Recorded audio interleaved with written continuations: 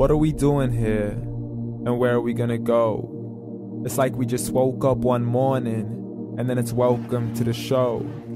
Don't ask any questions, just go with the flow. Make as much money as you can, and try your best not to get broke.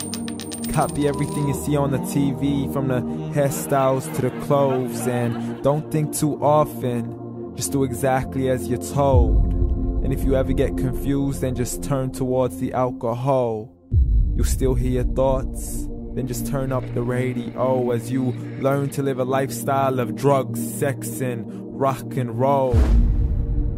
But in all honesty, I just need to know, is there more to the cycle than growing and getting old? Living and dying just to leave behind a happy home and a whole lot of property that somebody else is going to own. I just really need to know before the casket's closed, 'cause I'm not willing to gamble with my soul, nor am I ready to take any chances. These are just simple life questions, and I'm just searching for some answers. Like, what are we doing here? And what is our purpose? How did we get here, and who made us so perfect? And what happens once we go, or is this world all really worth it? Questions we don't answer because apparently we don't really have to. There's no purpose to this life and our existence is merely natural. Then in that case, please let me ask you, did you create yourself, or was it somebody else who had fashioned you? 'Cause you're a being that's impeccable, faultless and unparalleled. You're a product of supreme intelligence, and I'm merely being rational. For there isn't a camera on this earth that can come close to the human eye, nor a computer that can compete alongside the human mind. And if the whole world was to come together, we wouldn't be able to create a single fly.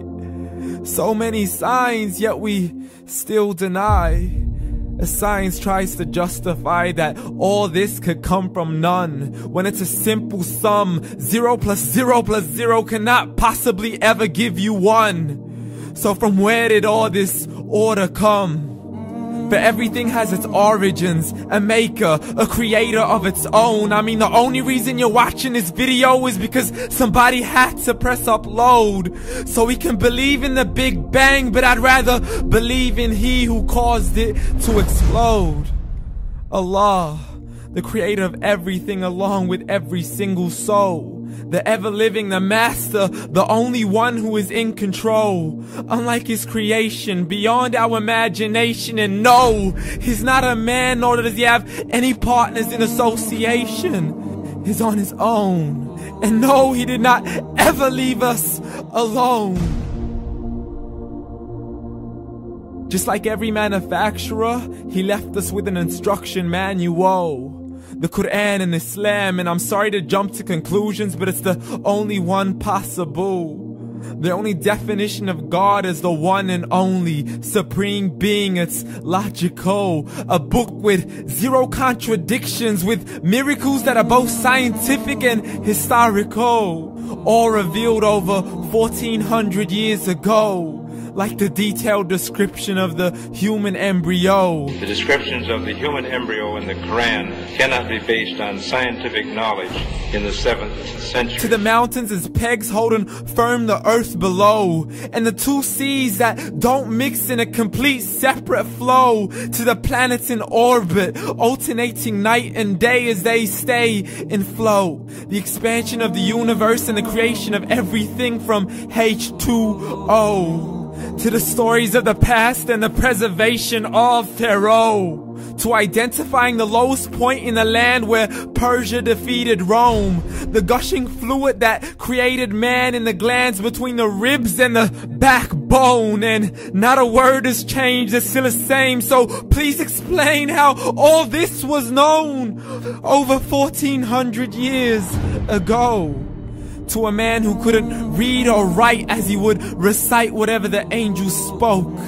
And if you still don't believe, please try to come up with something that's even close. But you can't, so we took God as a mockery and his messengers as a joke. Muhammad could not read or write.